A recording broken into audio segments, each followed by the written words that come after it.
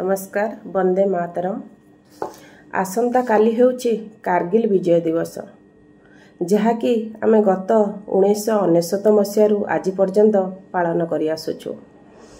आम भारत जेतबेले पाकिस्तान ठारू भिन्न हैला सेतबेले पाकिस्तानी माने आम भारतर बॉर्डर जम्मू काश्मीर को निज अख्तियार रे रखी निजर बोली निजर प्रतिप्रति विस्तार करि चलीथिले से स्थान रे एवं भारत को आक्रमण करिवा पई आम जम्मू काश्मीर सर्व उच्चरे थिबा पहाड़ उपरे निजर बसति स्थापन करी एवं लुचि रही भारत को तलितलांतवा से शेष कर देबा पई प्लान करथिले।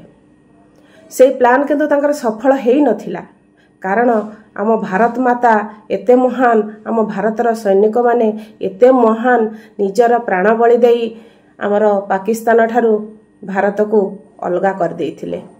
1999 मसीहा जुलाई 26 तारिख रे भारत कारगिल उपरे निजर विजय लाभ करिथिला।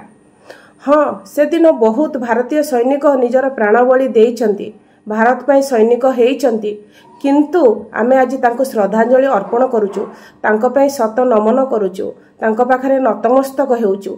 तांको पई आज आम भारत एक अक्षुण्ण देश भावरे सर्व विश्व रे सुपरिचित। किंतु आज से प्राण बलि देइथिबा सैनिक शहीद मानकु मु मोर श्रद्धांजलि ज्ञापन करूची एवं तांको पाखरे शत शत नमन करूची, जहाँक पई आज आमे मुक्त आकाश रे खोला विहंग परी निज जीवन यापन करि पारुचु। आउ से कारगिल विजय दिवस भाव रे आमे जुलाई 26 को पालन करि आसीचु एवं आसंता काली आम संस्कार टीवी तरफरु एहाकू खूब समारोह रे धूमधाम रे पालन करा जाउची। आम भारत रे प्राण बलि देइथिबा शहीद मानकु आमे काली श्रद्धांजलि ज्ञापन करिवु।